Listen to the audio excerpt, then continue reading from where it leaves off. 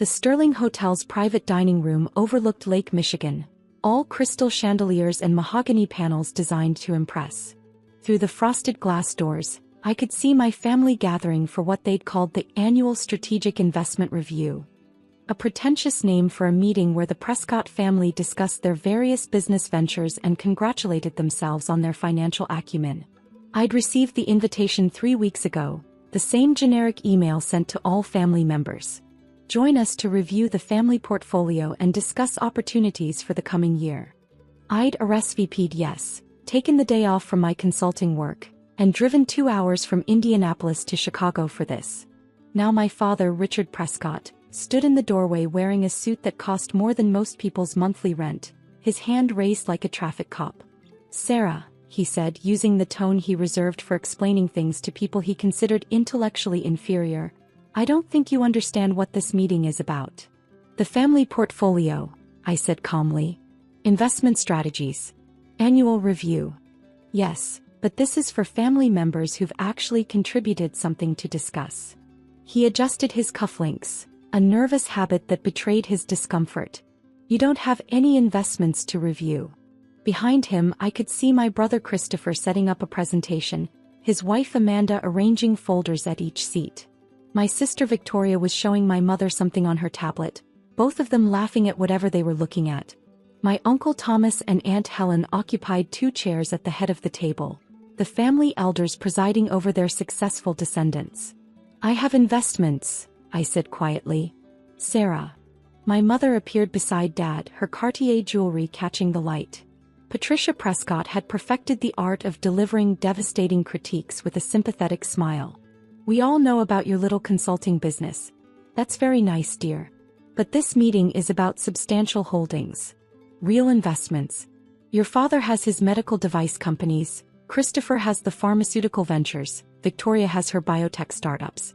This isn't the venue for discussing a small consulting practice." "I'm not here to discuss my consulting work," I said. "Then what exactly would you contribute to this meeting?" Dad asked. "You live in a rental apartment. You drive a 10-year-old Subaru. You work contracts for mid-sized companies doing what? Efficiency reviews? Process optimization." He said these terms like they were quaint hobbies. "That's not the same as building enterprises worth tens of millions of dollars." Through the glass, Christopher was testing his presentation clicker. He'd always loved presentations, loved the performance aspect of business. He caught sight of me in the doorway and frowned, saying something to Amanda that made her look over. "The invitation said this was for all family members," I pointed out. "It is," Mom said gently. "For family members who've achieved a certain level of success. Who have something meaningful to contribute to the discussion. Sarah, you're 34 years old. You have no significant assets, no major investments, no business holdings.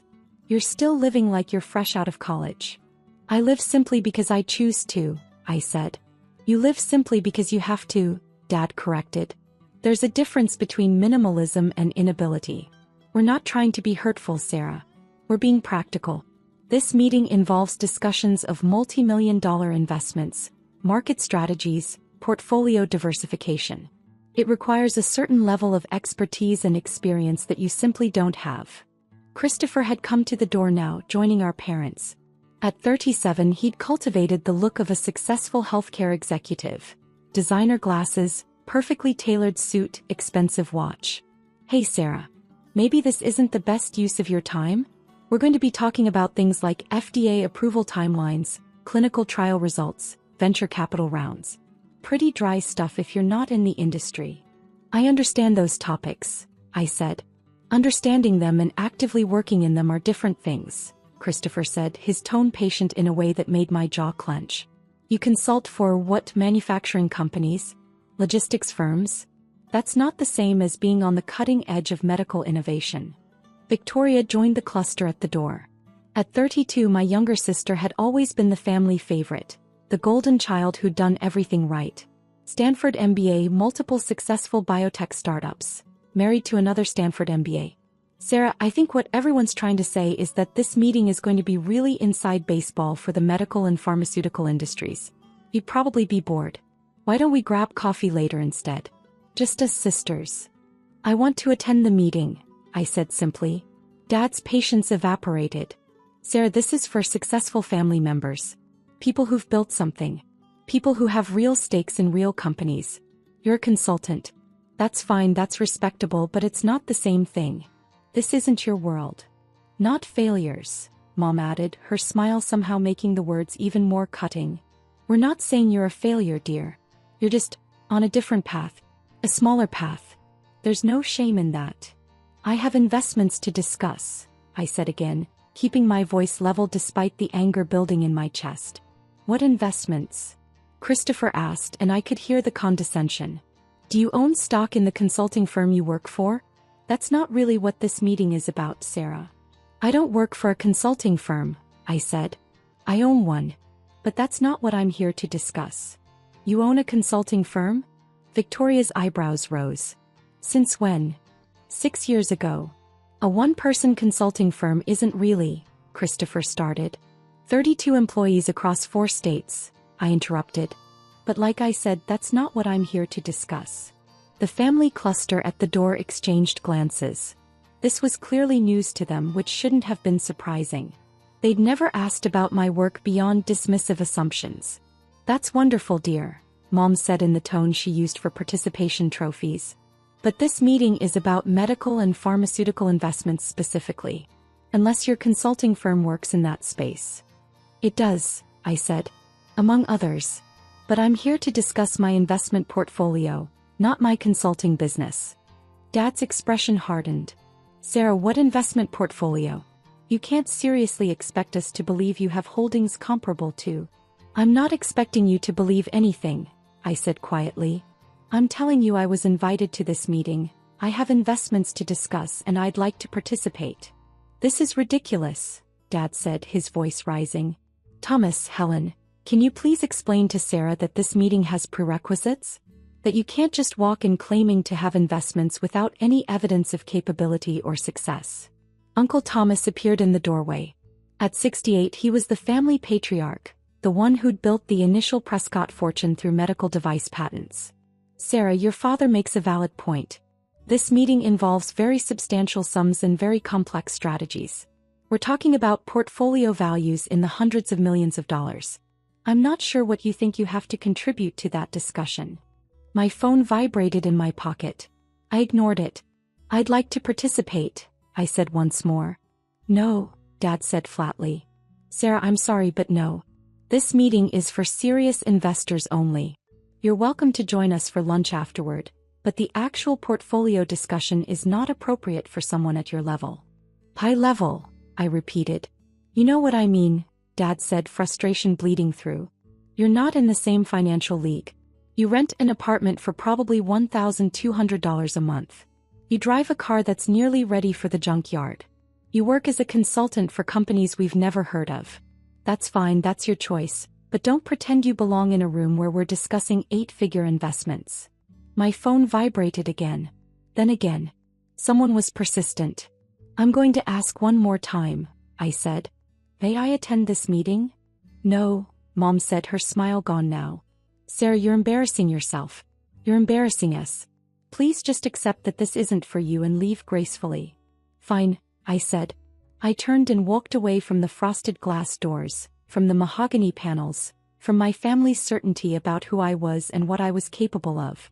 Behind me, I heard Dad say something to Christopher about delusions, and Mom adding something about always been sensitive. The hotel hallway was empty, decorated with abstract art that cost more than it was worth. I pulled out my phone. 7 missed calls from James Whitmore, my attorney. 3 from Diana Chin, my investment manager. 2 from Margaret Kolsky, my CFO. I called James first. Sarah, he answered immediately, I've been trying to reach you. We have a situation. What kind of situation? Your family's investment meeting. They don't know your Archway Capital, do they? No, I said. We need to tell them. No. Before they say something or make a decision that can't be walked back. What happened? Richard Prescott just sent out an email announcing a major restructuring of Prescott Medical Devices. He's planning to take on significant debt to fund expansion, using the company's existing revenue as collateral. He's presenting this to the family meeting right now as a done deal. I closed my eyes. How much debt?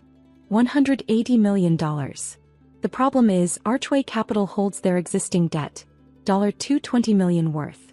Under the terms of that debt agreement, taking on additional senior debt without noteholder approval constitutes a default event, which would trigger immediate repayment requirements. I finished. Exactly. If Richard announces this restructuring and you're forced to call the debt, Prescott Medical Devices goes into bankruptcy. Your family loses everything. My phone buzzed with an incoming call. Diana Chin. James, hold on. I switched lines. Diana. Please tell me you're stopping this, Diana said without preamble. Christopher Prescott just sent out a press release announcing a merger between his pharmaceutical company and a European competitor. The merger involves liquidating his preferred shares to fund the deal, preferred shares that Archway Capital owns 70% of. He can't liquidate without majority shareholder approval, I said. I know that. You know that. Christopher apparently doesn't know that. Or he doesn't know Archway Capital is you. Either way, if this goes public, the merger falls apart, his company loses credibility, and all shareholders lose money. Including you. How much money? Your position would lose approximately $90 million in value, maybe more. My third line showed Margaret calling. Diana, I need to call you back. I switched lines. Margaret. Victoria Prescott Strand is presenting a biotech investment opportunity to the family meeting, Margaret said, her accountant's voice crisp with concern. She's asking family members to invest $50 million in a clinical trial for a gene therapy treatment. She's describing it as low risk, high reward. And it's not. The trial has a 12% chance of success according to industry standards. It's high risk, potential high reward. But here's the problem. She's positioning this as a family-only opportunity, excluding outside investors. Under SEC regulations, if Archway Capital has information about this investment, which we do because we're a major investor in 3 competing gene therapy companies, and we don't disclose that information when other family members are making investment decisions, we're potentially liable for securities fraud. You're telling me I need to tell them who I am, I said. I'm telling you that this entire meeting is a legal and financial minefield, and the only way out is full disclosure. Immediately, through the walls, I could hear the murmur of voices from the private dining room. My family, making decisions about investments I'd been funding for years without their knowledge. My family who just turned me away from their meeting because I wasn't successful enough to participate. What's the total exposure if I let this all play out? I asked Margaret. Best case, $200 million in losses across your various holdings. Worst case, $340 million in potential legal liability. Plus your entire family loses everything in the bankruptcies and lawsuits that follow. And if I disclose? Then you control the narrative. You stop the worst decisions before they happen. You protect your investments and theirs. But you also have to tell your family that their disappointing failure of a daughter has been their primary investor for the past 8 years. I laughed, the sound harsh in the empty hallway. When you put it that way. Sarah, I know this is personal, but... It's not personal, I interrupted. It's business. Get James and Diana on a conference line. We're going to crash their meeting. I'll arrange it. 5 minutes. 5 minutes. I ended the call and stared at the abstract art on the wall. A Jackson Pollock reproduction, probably, all chaos and color. Appropriate for the moment. My phone rang again. James with Diana and Margaret on the line. Options. I said. We can send a formal letter from Archway Capital to all parties, disclosing your position and the conflicts, James said. That covers us legally but doesn't stop any decisions in progress. We can request an emergency injunction to halt the meeting, Diana offered. But that requires explaining to a judge why the owner of Archway Capital needs to stop her own family's investment meeting. It'll leak to the press within hours. Or you walk in there and tell them yourself, Margaret said. Right now. Before Richard signs the debt agreement, before Christopher issues the press release, before Victoria commits family funds to a bad investment. Through the wall I heard applause. Someone had finished a presentation. How long before Richard's debt announcement? I asked. He's scheduled to present in 15 minutes, James said. Christopher's press release goes out in 30. Victoria's investment pitch is scheduled for 45 minutes from now. So we have 15 minutes before the first domino falls. Yes. I walked back toward the private dining room. Through the frosted glass, I could see Christopher taking a bow, basking in applause for whatever he'd just presented. Victoria was next at the podium, pulling up her presentation. My father saw me first when I opened the door. His expression moved from surprise to irritation. "Sarah, I thought we were clear." "I need to speak," I said, walking into the room. "No. Before Richard presents his restructuring plan." "How do you know about?" Dad started, then shook his head. "It doesn't matter. Sarah, this is a closed meeting. You need to leave." "I'm a major investor in Prescott Medical Devices," I said clearly. "I have a right to be here." The room went silent. Christopher had frozen mid-bow. Victoria stood at the podium with her mouth slightly open. Mom looked confused. Uncle Thomas frowned deeply. "What are you talking about?" Dad demanded. "Archway Capital holds $220 million in debt obligations from Prescott Medical Devices," I said. "The debt agreement includes covenants that restrict taking on additional senior debt without noteholder approval. Your restructuring plan violates those covenants." Dad's face had gone red. "That's impossible. Archway Capital is a New York investment fund. You're a consultant in Indianapolis." "I'm the sole owner of Archway Capital," I said. "I have been for 8 years." "That's absurd," Christopher said, finding his voice. "Archway Capital manages over $2 billion in assets. You can't possibly." $2.3 billion as of last quarter, I corrected. "Across 47 investments in medical technology, pharmaceuticals, biotechnology, and healthcare services. My team includes 12 investment managers, 6 analysts, and 4 attorneys. Our offices are in New York, Boston, and San Francisco." "This is insane," Victoria said. "You expect us to believe you own a multi-billion-dollar investment fund?" "I don't expect you to believe anything," I said, pulling out my phone. "James, send the verification documents to everyone in this room." Phones started buzzing around the table. People pulled them out, opened emails, began reading. I watched understanding dawn on their faces in stages. Confusion, disbelief, shock, horror.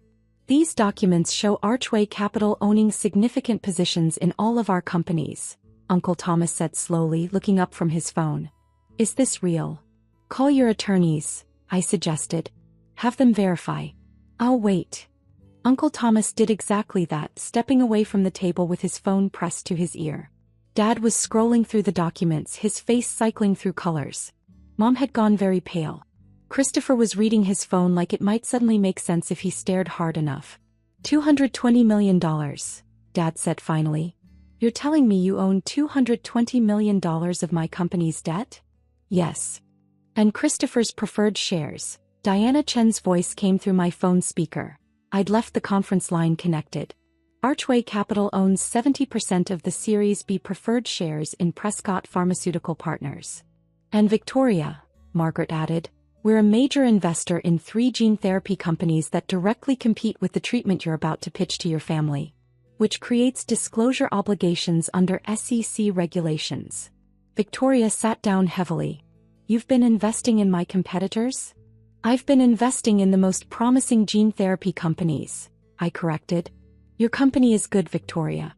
But it's not the only good company in the space." Uncle Thomas returned to the table. "I just spoke with my attorney. He confirms that Archway Capital is indeed owned by Sarah Prescott.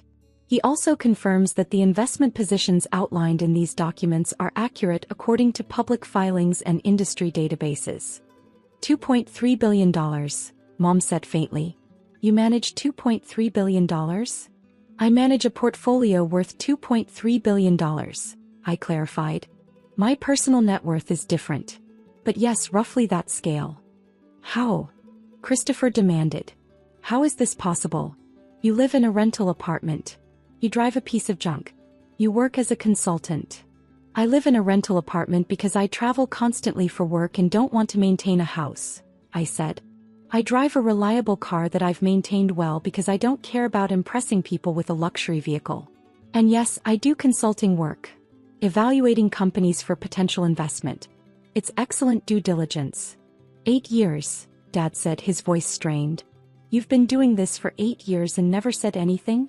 I tried, I said quietly. Do you remember Thanksgiving 7 years ago? I mentioned I'd started an investment fund. You laughed and asked if I was investing my birthday money. Christmas 6 years ago, I said I'd made some successful investments in medical technology. You patted my head and told me to be careful not to lose my shirt. The silence was absolute. I stopped trying after that, I continued. I stopped mentioning my work. I stopped correcting your assumptions. I watched you all discuss your successes at family dinners while dismissing my career as cute or quaint. I listened to you explain business concepts to me that I understood better than you did. And I kept investing in your companies because despite everything, you're my family and your businesses are actually good. You let us make fools of ourselves, Mom said, anger breaking through her shock. No, I corrected. You made fools of yourselves by assuming you knew everything about my life without asking a single question. This is vindictive, Dad said.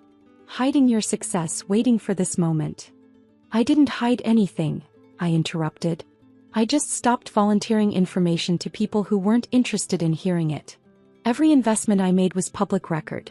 Every filing was with the SEC. Archway Capital's portfolio is available to anyone who cares to look. You never looked because you assumed there was nothing to see. Victoria had her head in her hands. The gene therapy investment. You're going to tell everyone it's high risk. It is high risk, I said. 12% chance of success according to industry standards. That doesn't mean it's a bad investment. High risk can be appropriate for a diversified portfolio.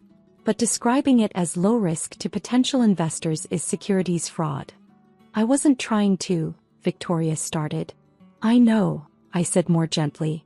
I know you believe in the treatment, but belief doesn't change risk profiles. And asking family members to invest based on misleading information could destroy relationships and potentially lead to legal action. Christopher was still staring at his phone. The merger. The press release. You're saying I can't. You can't liquidate preferred shares without majority shareholder approval, I said. Which means you can't complete the merger as structured. I'm sorry, Christopher. I know you've been working on this for months, but the deal needs to be restructured. How long have you known? He asked, his voice tight. About the merger? 6 weeks. My team analyzed it thoroughly. It's not a bad deal, but the structure is wrong. If you'd known to ask me, I could have helped you fix it before you committed to terms. And my restructuring? Dad asked. You're going to block that too? I'm going to require approval as a note holder, yes, I said. Which I'm willing to give, but only after reviewing the terms carefully. The expansion plan is solid, Dad. Your company is positioned well. But taking on $180 million in senior debt at the proposed terms would put the company at significant risk of default. There are better ways to finance expansion. Better ways you'll dictate, Dad said bitterly. Better ways I'll suggest, I corrected. As the holder of $220 million in existing debt, I have a vested interest in your company's success. I want to help, Dad. I've always wanted to help. You just never wanted my help. Uncle Thomas had been quiet through all of this, reading through documents on his tablet. Now he looked up. Sarah, these filings show you made your first major investment 9 years ago. You were 25 years old. Where did you get the initial capital? By inheritance from Grandpa, I said. The $500,000 he left me when I graduated college. You all told me to invest it conservatively, maybe buy a condo. I invested it in a medical device startup that was looking for angel funding. The company was acquired 3 years later for $47 million. My stake was worth $8.2 million. Grandpa John's money, Mom said slowly. You turned $500,000 into $8 million? That was the first investment, I said. I've made 183 investments since then. 147 were successful, 29 broke even, 7 failed completely. The successful investments included 3 IPOs, 12 acquisitions and ongoing positions in 47 companies. Total return over 9 years. Approximately 4,600%. The numbers hung in the air like smoke. You're telling me, Christopher said, his voice carefully controlled, that our failure of a sister is actually more successful than all of us combined? I'm not in competition with you, I said. I never was. I'm happy for your successes, proud of what you've built. I've invested in your companies because I believe in you, even when you didn't believe in me. But you let us block you from this meeting, Victoria said. You stood at that door and let us tell you that you weren't successful enough to participate. Yes. Why? I considered the question. Because I wanted to see if anyone would defend me. If anyone would say, wait, Sarah might have something valuable to contribute, let's at least hear her out. No one did. That's not fair, Mom protested. Why not? I asked. You've all known me for 34 years. You've watched me graduate magna cum laude from Northwestern. You've seen me build a consulting business. I've mentioned investments, mentioned success, mentioned work. At what point does it become reasonable to assume I might know what I'm talking about? No one had an answer. The question now, I said, is where we go from here. I'm the major investor in most of your companies. I have significant influence over your business decisions. But I don't want to be an adversary. I want to help. Help like you helped today? Dad asked.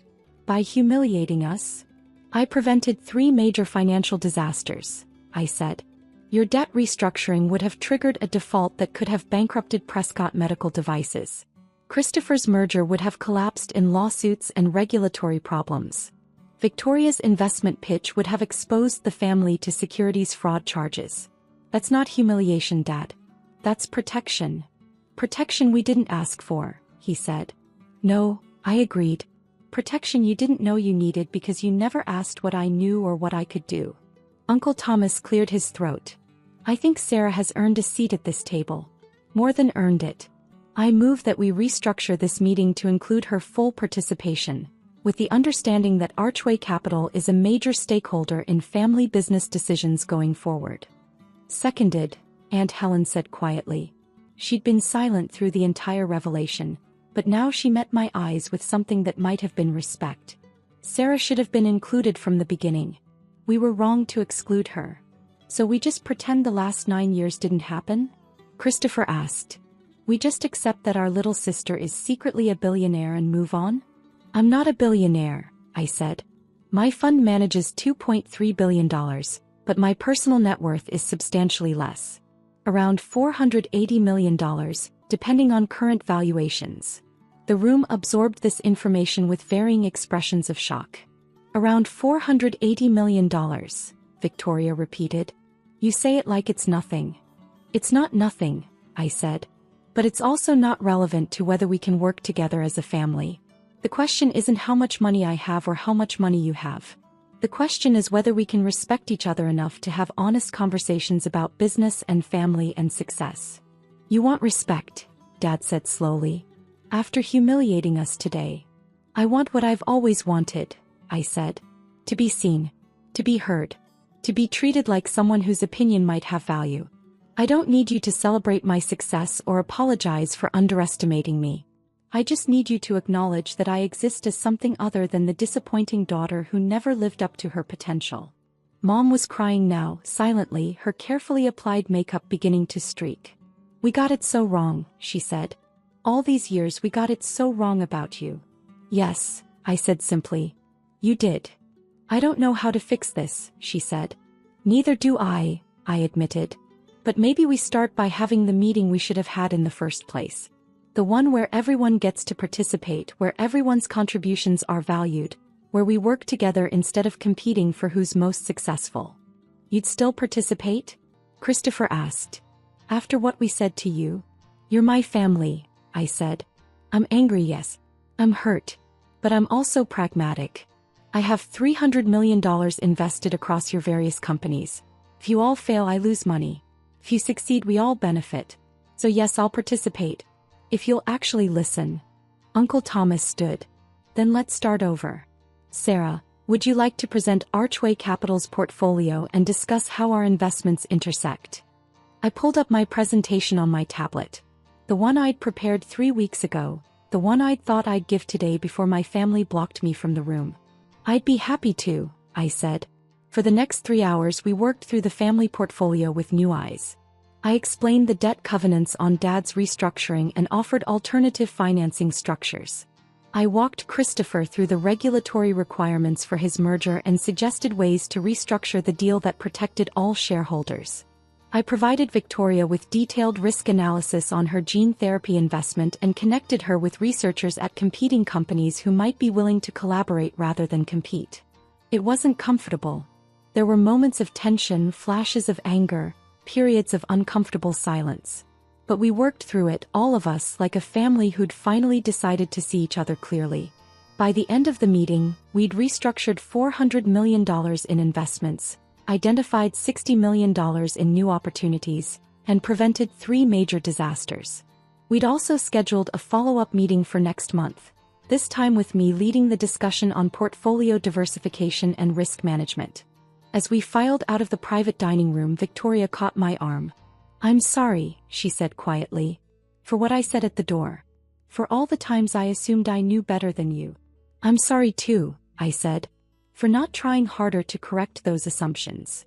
"No," she said firmly. "That's not your responsibility. We should have asked. We should have cared enough to ask." Christopher joined us in the hallway. "The consulting business with 32 employees. Is that real, or did you make that up to make us feel stupid?" "It's real," I said. "Prescott Analysis Group. We specialize in operational efficiency for mid-sized manufacturing and logistics companies. Annual revenue last year was $8.4 million. $8.4 million? He looked stunned. "That's not a small consulting practice." "No," I agreed. "But it's also not what I'm most proud of. The work is good, but it's not my passion. The investments are where I make my impact." "What is your passion?" he asked. I smiled. "Funding medical innovation that helps people. Finding treatments that work. Supporting researchers and companies that are trying to solve real problems.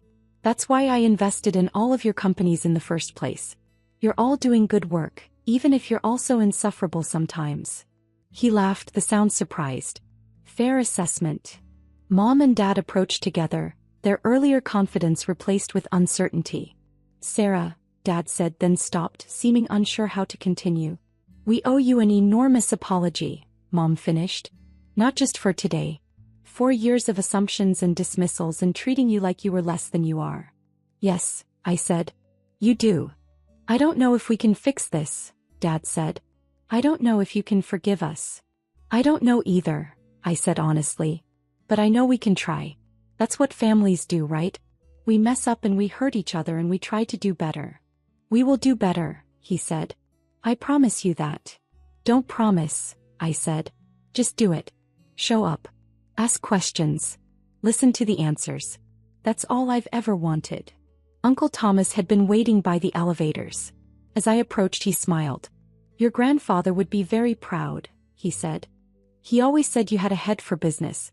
We should have listened to him." "He was right about a lot of things," I said. "He was. And Sarah, thank you for protecting us today.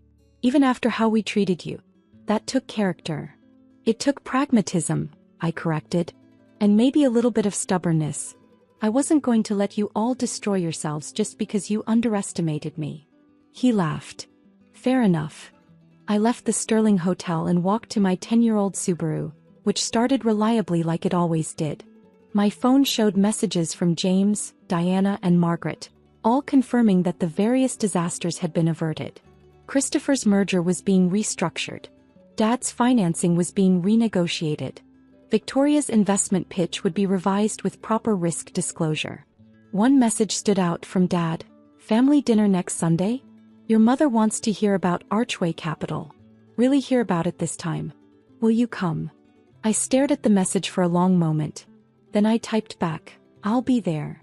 It wasn't forgiveness, not completely. But it was a start. And sometimes that's all you can ask for from family. I drove back to Indianapolis, back to my rental apartment with the view of the canal, back to my simple life that was anything but simple. The life my family had finally, after all these years, decided to actually see. Whether they'd learn from this remained uncertain. But at least now they were looking. And that, I thought as the Chicago skyline disappeared in my rearview mirror, was progress.